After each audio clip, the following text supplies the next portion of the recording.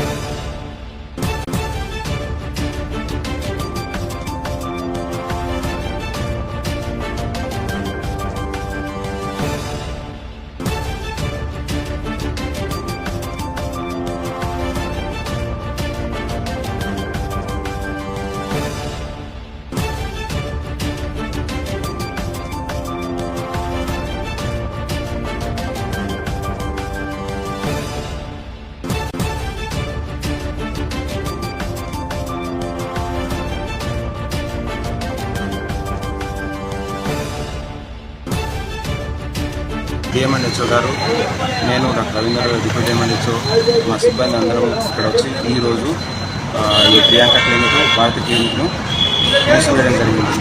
అంటే ఇది కాదు, ఇంతకుముందు కూడా మేడం గారు మేము వచ్చి మూసివేయడం జరిగింది. కానీ వాళ్ళు కలెక్టర్ దగ్గరికి వెళ్ళి మేము అందులోనే రెసిడెన్స్ ఉంటున్నాం, మేము ఇట్లాంటి ట్రీట్మెంట్ చేయము, ఆ పక్క డోర్ వేసుకొని మేము ఉండడానికి, మా పిల్లలు చదువుకోవడానికి ఉపయోగపడుతుంది మేడం, మేము ఎట్లాంటి ట్రీట్మెంట్ చేయమని చెప్పేసి తెచ్చుకొని పర్మిషన్ తెచ్చుకొని మళ్ళీ ట్రీట్మెంట్ స్టార్ట్ చేయడం వల్ల మళ్ళీ మనం మూసేయడం జరిగింది. ఎఫ్ఐఆర్ జరిగింది. మెయిన్గా అందరం పత్రికా మిత్రులు మరియు మన ప్రజలు గ్రహించాల్సిన విషయం ఏంటంటే, క్వాలిఫైడ్ డాక్టర్స్, క్వాలిఫైడ్ సిబ్బంది మనకున్నారు. ఇంతకుముందు కొద్ది షార్టేజ్ ఉంటుండే, ఇప్పుడు విలేజ్లలో ఎమ్మెల్యేస్పీ, ఏఎన్ఎం వాళ్ళు ఉన్నారు, పిఎస్సీలలో స్పెషలిస్ట్ డాక్టర్ ఉన్నాయి, మామూలుగా ఎంబీబీఎస్ డాక్టర్లు ఉన్నారు, ఏరియా హాస్పిటల్ ఉంది, డిస్ట్రిక్ట్ హాస్పిటల్ ఉంది. డిస్ట్రిక్ట్ హాస్పిటల్లో స్పెషలిస్టులు, సూపర్ స్పెషలిస్టులు అవైలబుల్ ఉన్నారు. సో మీరు అప్పుడు బైపాస్ ట్రీట్మెంట్ కాకుండా కరెక్ట్ ట్రీట్మెంట్ని క్వాలిఫైడ్ డాక్టర్స్ దగ్గర నుంచి తీసుకుంటే బాగుంటుంది. ఇట్లాంటి వాళ్ళు నాన్ క్వాలిఫైడ్ సెక్షన్, మొరటు రకము ఆయుర్వేదిక్ అని చెప్తున్నారు, కానీ వాళ్ళు క్వాలిఫైడ్ ఆయుర్వేదిక్ కూడా కాదు, మొరటు.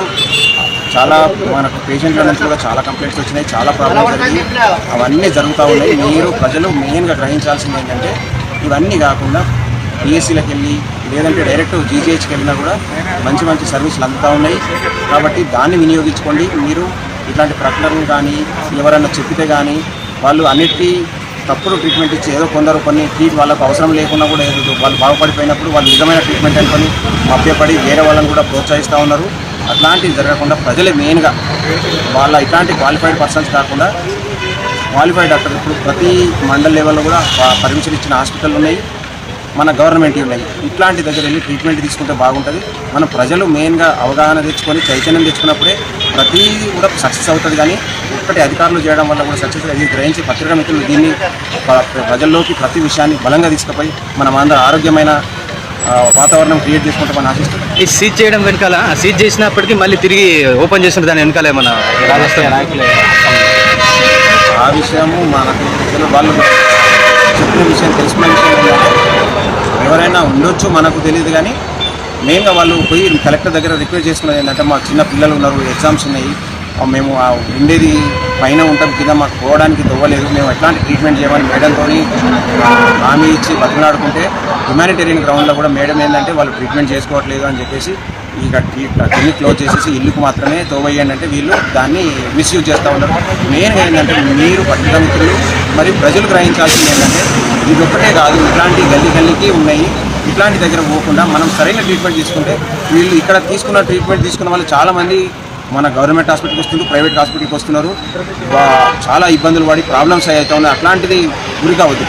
ప్రజలు క్వాలిఫైడ్ డాక్టర్స్ కూడా క్వాలిటీ మీద దృష్టి పెట్టి ఆరోగ్యం అంటే అన్నిటికంటే ముఖ్యం ఆరోగ్యం, కాబట్టి ఆరోగ్యంగా ఉన్నప్పుడు అన్ని పనులు సరిగ్గా చేసుకుంటాం. కాబట్టి మెయిన్గా మన ప్రజలము మనమందరము చైతన్యం అయితేనే ఈ ఇట్లాంటి దొంగ ట్రీట్మెంట్ కానీ దొంగ వ్యక్తులు కానీ సమాజంలో ఉండకుండా పోతారు. ప్రజలు మనం అందరం చైతన్యం చేయాల్సిన అవసరం ఉంది. మేము చేస్తా ఉన్నాం. మేమంతగా ప్రతిగా మిత్రులు మీరు కూడా తప్పకుండా ప్రజలకు ఈ అవగాహన కార్యక్రమాలు తీసుకోవాలి.